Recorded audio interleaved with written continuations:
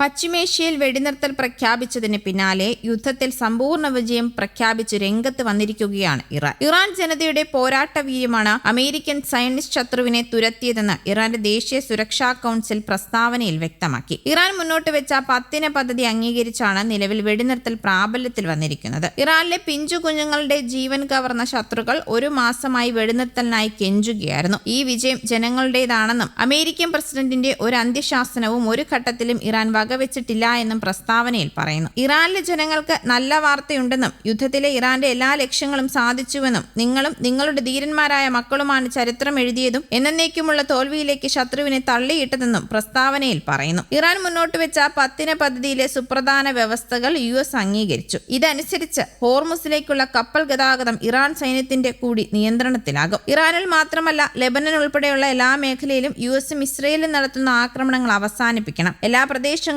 വ്യോമതാവളങ്ങളിൽ നിന്നും US പിന്മാറണം. ഇറാന്റെ അധികാരത്തിന് കീഴിൽ ഹോർമുസിൽ സുരക്ഷിത പാതയൊരുക്കും എന്നിവയാണിവ. 10 നിർദ്ദേശങ്ങൾ ഇങ്ങനെയാണ്. US ഇറാന് മേൽ അധിനിവേശം നടത്താൻ പാടില്ല. ഹോർമുസിൽ ഇറാന്റെ നിയന്ത്രണം തുടരും. ആണവ സമ്പുഷ്ടീകരണത്തിനുള്ള ഇറാന്റെ അവകാശം അംഗീകരിക്കണം. US ഇറാന് മേൽ ഏർപ്പെടുത്തിയിരിക്കുന്ന ഉപരോധം പിൻവലിക്കണം. ഇറാനുമായി സഹകരിക്കുന്ന രാജ്യങ്ങൾക്ക് മേൽ ഏർപ്പെടുത്തിയ ഉപരോധങ്ങളും പിൻവലിക്കണം. UNൽ ഇറാനെതിരെ കൊണ്ടുവന്ന എല്ലാ പ്രമേയങ്ങളും റദ്ദാക്കണം. രാജ്യാന്തര ആണവോർജ ഏജൻസി ഇറാനെതിരായി കൊണ്ടുവന്ന എല്ലാ പ്രമേയങ്ങളും റദ്ദാക്കണം. ഇറാന് സംഭവിച്ച നാശനഷ്ടങ്ങൾക്ക് പരിഹാരം നൽകണം. മേഖലയിൽ നിന്ന് US സൈന്യത്തെ പിൻവലിക്കണം. ഹിസ്ബുള്ളക്കെതിരായി ഉൾപ്പെടെ നടത്തുന്ന എല്ലാ ആക്രമണങ്ങളും അവസാനിപ്പിക്കണം. ഇറാൻ പരമോന്നത നേതാവ് മുജ്തബ ഖമനേയിയുടെ നിർദ്ദേശപ്രകാരം പാകിസ്ഥാന്റെ മധ്യസ്ഥത അംഗീകരിക്കുകയും വിവരങ്ങൾ ഇറാന് കൈമാറുകയുമായിരുന്നു. നിലവിലെ വെടിനിർത്തൽ കൊണ്ട് യുദ്ധം പൂർണ്ണമായി അവസാനിച്ചുവെന്ന് കരുതുന്നില്ല എന്നും മുന്നോട്ട് വെച്ച 10 പദ്ധതികളും പൂർണ്ണമായും അംഗീകരിച്ചാൽ മാത്രമേ സമ്പൂർണ്ണമായ യുദ്ധം അവസാനിച്ചുവെന്ന് ഔദ്യോഗിക സ്ഥിരീകരണം നടത്തുവെന്നും ഇറാൻ വ്യക്തമാക്കിയിട്ടുണ്ട്. യുദ്ധത്തിൽ അമേരിക്ക നിലംപരിശായെന്നും അധാർമികതയും നിയമവിരുദ്ധതയും കുറ്റകരവുമായ യുദ്ധമാണ് ഇറാനിലെ ജനങ്ങൾക്ക് നേരെ അമേരിക്ക നടത്തിയതെന്ന് സുരക്ഷാ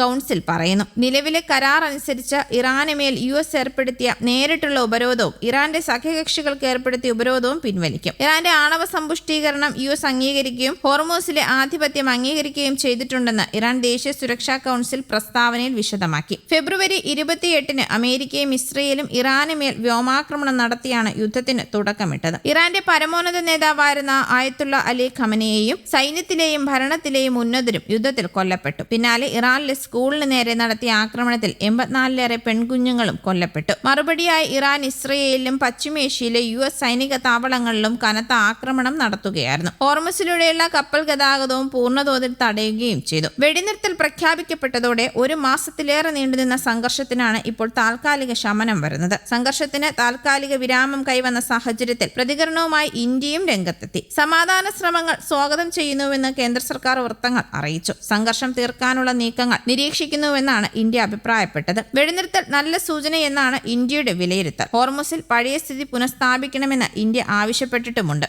ന്യൂസ് ഡെസ്ക് കേരള കൗമുദി.